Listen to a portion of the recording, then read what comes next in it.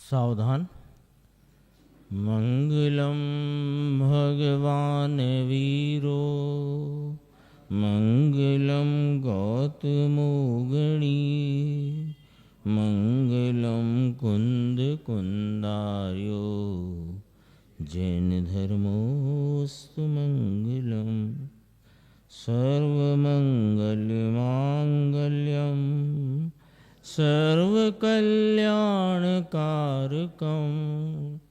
प्रधानं सर्वधर्माणां जैनं जयतु शासनं नमः समय साराय स्वानुभूत्या चकासते चित्स्वभावाय भावाय सर्वभावांतरच्छिदे।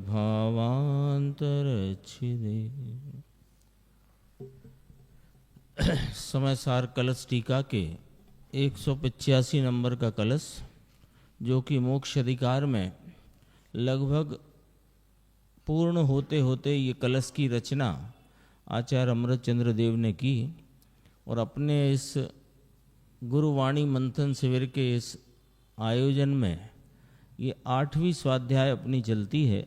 4 दिन हो गए हैं और लगभग ये कलश की चर्चा पूर्णता की ओर है।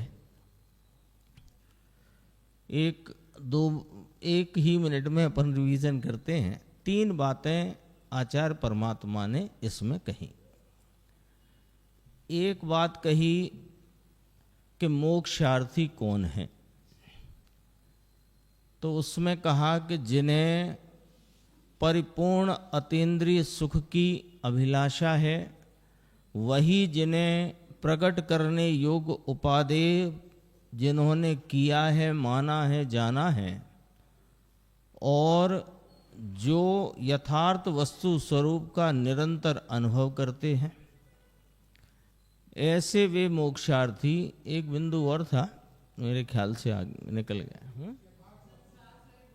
हाँ, संसार शरीर और भोग से रहित हैं। अपने को जो चर्चा फिर आगे बढ़ी वो इस बात पे बढ़ी कि यथार्थ वस्तु स्वरूप क्या है, क्योंकि यथार्थ वस्तु स्वरूप का निरंतर अनुभव करने वाला ही मुमुक्षु, मोक्षार्थी या कि योगी शब्द से कहा गया।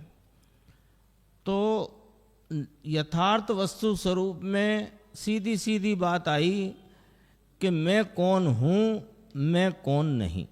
यहाँ एक विचार अपन कर सकते हैं कि मैं कौन हूँ की बात तो ठीक कही आपने, पर मैं कौन नहीं हूँ इस बात को कहने की आवश्यकता क्यों आई? और उस बात की आवश्यकता इसलिए आई कि ये अनादि से ये जीव जो इसका निज स्वरूप, अपना स्वरूप है, उसको स्वीकार करता नहीं, उससे परिचय नहीं, उसकी प्रतीति नहीं, और जो ये है नहीं उसमें ये अभी चल रही थी ना चर्चा, प्रवचन सार 94 नंबर की गाथा से अंकुर भाई ले रहे थे, अहंकार और ममकार करके ठगाया जाता रहा है। तो जो नहीं है उसकी चर्चा भी आई, जो है उसकी चर्चा आई। तो यह बात आ गई थी कि अहम शुद्धम चिन्मयम ज्योति सदा एव अस्मि, यानी मैं शुद्ध स्वरूप रागादि से न्यारा, अपने स्वरूप संचेतन में आने स्वरूप, या है ना स्वयं संवेदन स्वरूप, जिसकी चर्चा गुरुदेव करते हैं तो 12वें नंबर की शक्ति याद करते हैं। 47 शक्तियों में प्रकाशत्व शक्ति, स्वयं संवित्तिमयी प्रकाश, स्वयं संवित्तिमय प्रकाशत्व शक्ति। तो ये स्वरूप संवेदन में आने स्वरूप और ज्ञान रूप, ज्ञानमय चेतन स्वरूप प्रकाशवान, प्रकाशमान वस्तु है, जो कि रागादि विकारी भावों से रहित है, शरीर आदि पर द्रव्यों से रहित है, और सुख दुख आदि अशुद्ध पर्यायों से रहित है। ये आ गया अपना सारा फ्रेम उसका, ठीक है।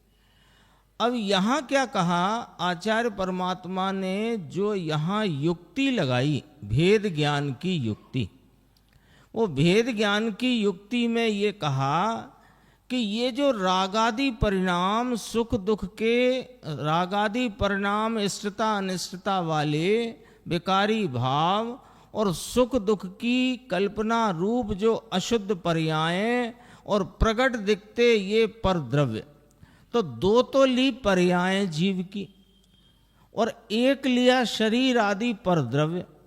पर आचार्य परमात्मा ने कलश की अंतिम दो पंक्तियों में ये बात रखी कि ये सब पर द्रव्य हैं। आपने अभी जो सुना ना गुरुदेव का प्रवचन, पहले तो पर्याय कहा था, राग द्वेष की पर्याय, सुख दुख की कल्पना की अशुद्ध पर्याय, फिर उसको तो आपने पर द्रव्य कह दिया। ये युक्ति है आचार्य परमात्मा की। क्यों कि ये भेद ज्ञान के लिए शूरवीरता चाहिए, जो अभी अभी अपन ने सुना। गुरुदेव ने बड़े आह्लाद पूर्वक, है ना, गुनगुनाते हुए कहा, प्रभु नो मार्ग छे शूरा नो, कायर नो नई काम जोने, जोने माने देख, है ना। कायर का काम नहीं है। इसका थोड़ा भाव भाषण देखो क्या है। कायर है किसे कहा, कायर का नहीं काम, तो कायर माने कौन, तो गुरुदेव ने स्वयं फिर वीर शक्ति का दृष्टांत लिया था, वो उदाहरण लिया, फिर वहां पर कहा कि जिसको जो परिणाम पुण्य की रचना करे वो नपुंसक है, और जो परिणाम स्वरूप की रचना करे वह वीर है। उससे धर्म की प्रजा उत्पन्न होती है, पुण्य परिणाम से धर्म की प्रजा उत्पन्न नहीं होती। उससे संसार का कार्यक्रम अबाधित चलता है। ये बात ली थी ना। तो जो पुण्य में किंचित कथनचित उपादेयता मानता है, उसको यहां कायर कहा है। आया था ना, सुना अभी अपन ने। किसको कायर कहा? जो पुण्य के परिणाम में, शुभ परिणाम में, शुभ परिणाम को ज्यादा एलोबरेट करने की जरूरत नहीं है। दया दान व्रत भक्ति पूजा के परिणाम, उन परिणामों में जो, अब ये दो शब्द मैं बोल रहा हूं, ये समझो कील ठोक रहा हूं मैं।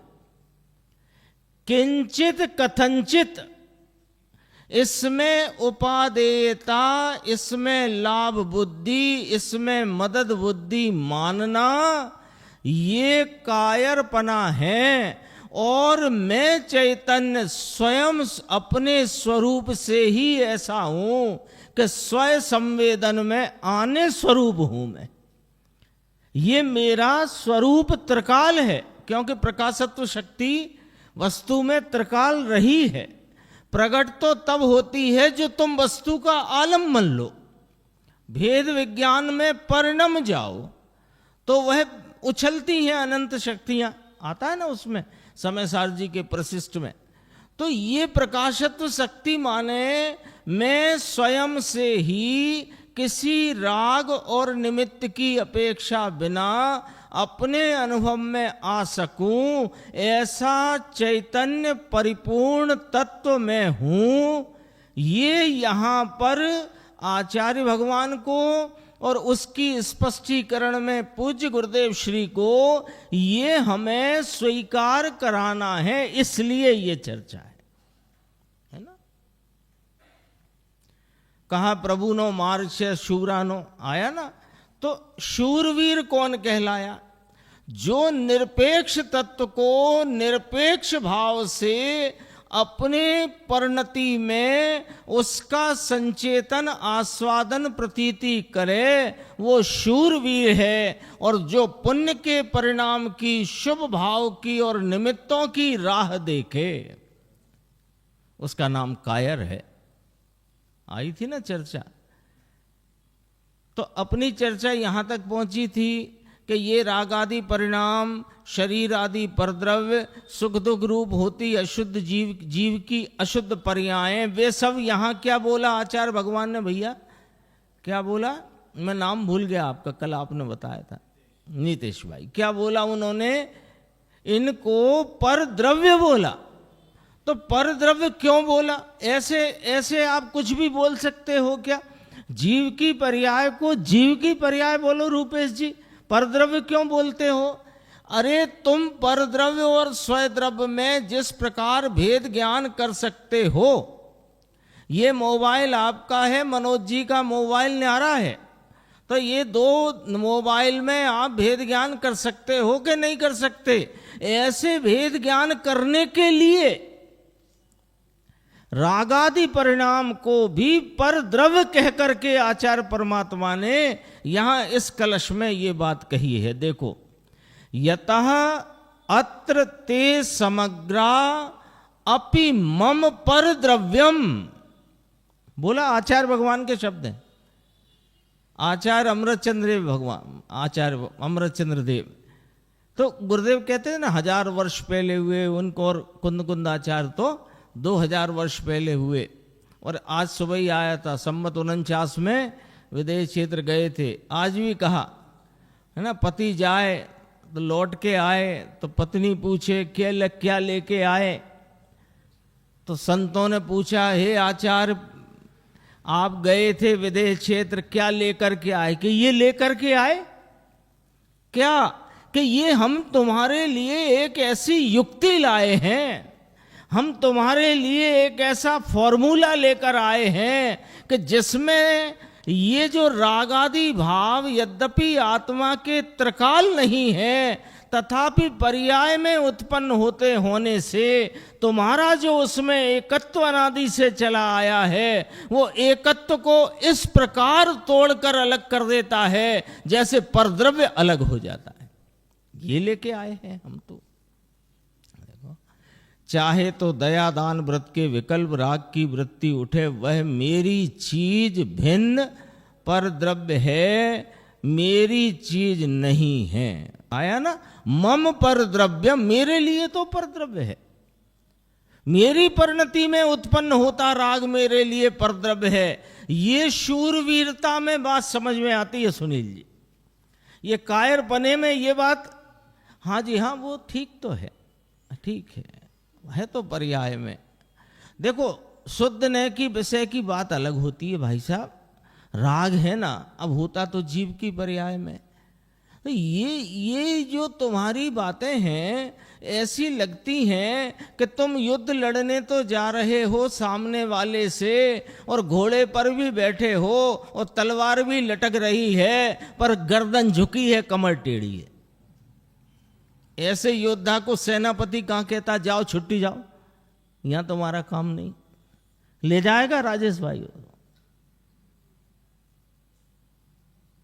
अरे इस प्रकार धर्मी जीव मोक्ष महल की पहली सीढ़ी सम्यक दर्शन हो। सम्यक दर्शन क्या है? इस है ना, वो एक बहुत पुराना भजन है, निज को निज पर को पर जान, फिर दुख का नहीं लेश। यही सम्यक दर्शन है, यही सम्यक दर्शन। फिर आगे आता बहुत सारी बात आई थी, सम्यक दृष्टि को भी भोगादि का राग होता है, लेकिन उसमें सुख बुद्धि नहीं होती, दुख की दुर्गंध आती है, उसे उसमें सुख की गंध नहीं आती। देखो ये और देखते हैं अपन, 712 पेज है। कहते हैं कि समग्रा अपि भाव, समग्र का भाव वासन आया, समग्र समस्त ही। समग्र क्यों लिया?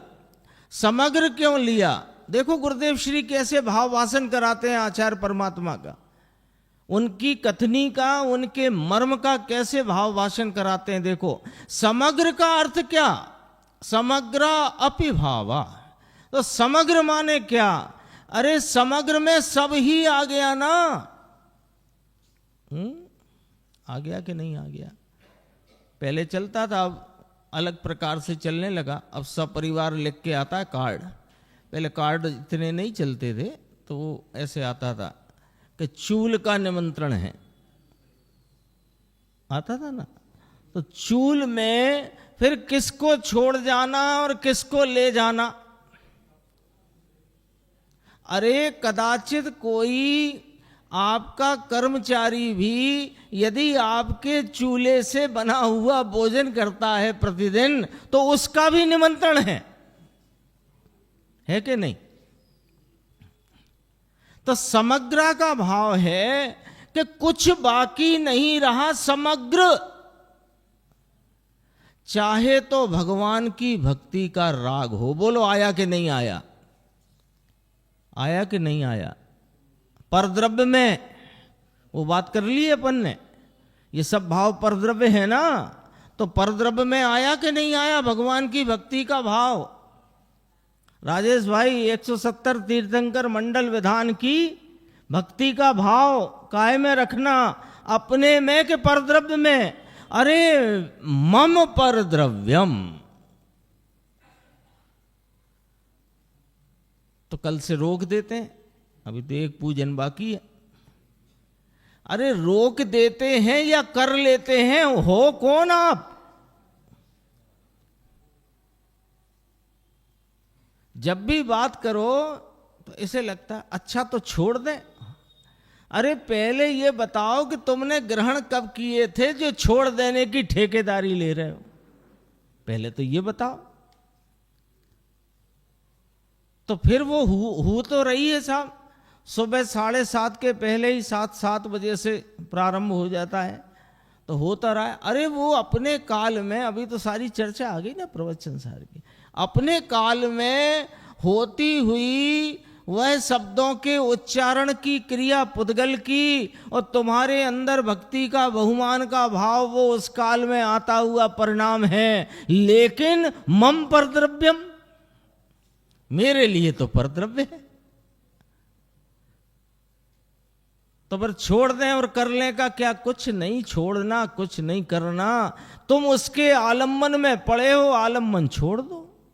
एक प्रश्न आया था आत्मधर्म में, बहुत पहले जब गुरुदेव श्री विराजते थे तब की बात, तब का आत्मधर्म, कि साहिब फिर अभी छोड़ दें। तो गुरुदेव ने जवाब दिया उसमें कि हाँ अभी छोड़ दे, उसमें आश्रय करना, अभी छोड़ दे, आश्रय करना छोड़ दे। वे तो छूटेंगे तब छूटेंगे, कैसे छूटेंगे कि स्वरूप का आश्रय बढ़ता जाएगा, राग आदि भाव कटता मिटता घटता जाएगा, और एक समय आएगा कि स्वरूप आलम्बन पूरा होगा और राग आदि शून्य होगा।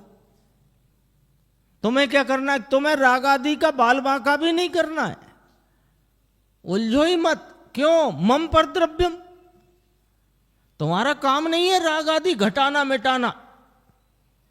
और जो राग आदि घटाने मिटाने की जो कर्तृत्व को ओढ़ लिया है, दरअसल ये एकांत निरर्गल दृष्टि है।